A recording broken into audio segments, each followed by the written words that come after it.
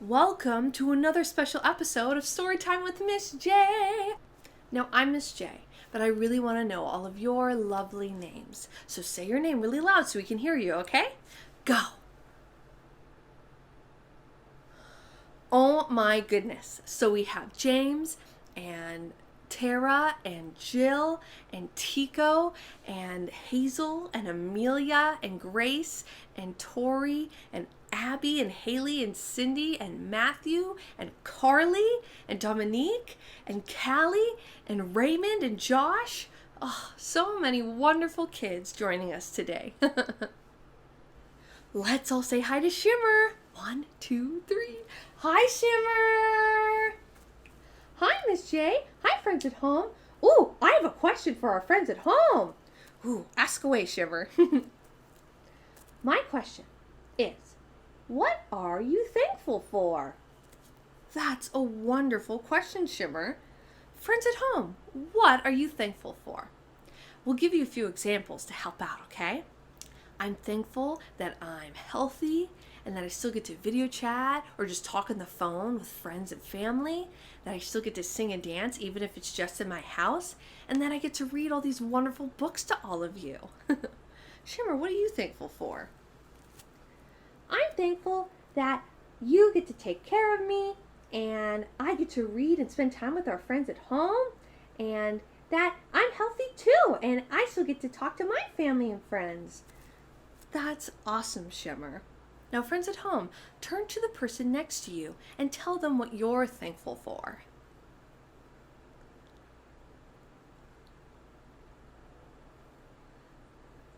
Wow! I am so glad that you guys have so much to be thankful for. That's great! Now, talking about thanks or being thankful for something, let's get started with our book.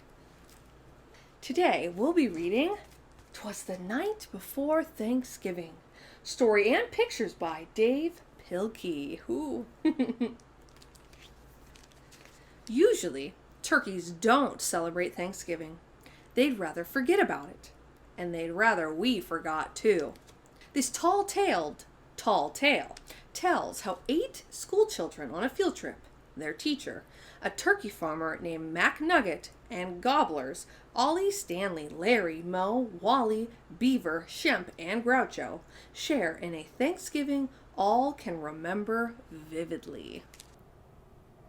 'Twas the day before Thanksgiving, and all through the trees the fall leaves were spinning aloft in the breeze. 8 children had boarded their school bus with grins in hopes that a field trip soon would begin.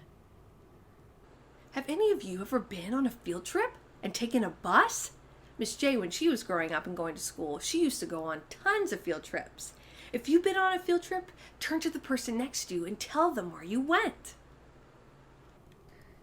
They sang as they rode through autumn terrains, while visions of drumsticks danced in their brains. O'er rivers, through woods, with winding and weaves, their school bus sailed on through the new fallen leaves.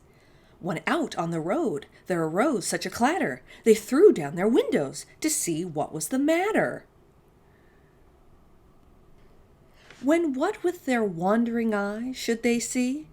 But a miniature farm, and 8 tiny turkey, and a little old man, so lively and rugged, they knew in a moment it was Farmer Mac Nugget. He was dressed all in denim from his head to his toe, with a pinch of polyester and a dash of Velcro. And then in a twinkling they heard in the straw the prancing and pawing of each little claw. More rapid than chickens, his cockerels they came. He whistled and shouted and called them by name. Now Ollie, now Stanley, now Larry and Mo, on Wally, on Beaver, on Shemp and Groucho. The turkeys were chunky, with smiley beaked faces, and they greeted the children with downy embraces. So out through the barnyard they ran and they flew, and they gobbled and giggled as friends sometimes do. Then somebody spotted an axe by the door, and she asked Farmer Nugget what it was for. With a blink of his eye and a twist of his head, the old farmer told a grim tale of dread. "Tonight," said MacNugget, "these feathery beasts will be chopped up and roasted for Thanksgiving feasts." The children stood still as tears filled their eyes. Then they clamored aloud in a chorus of cries.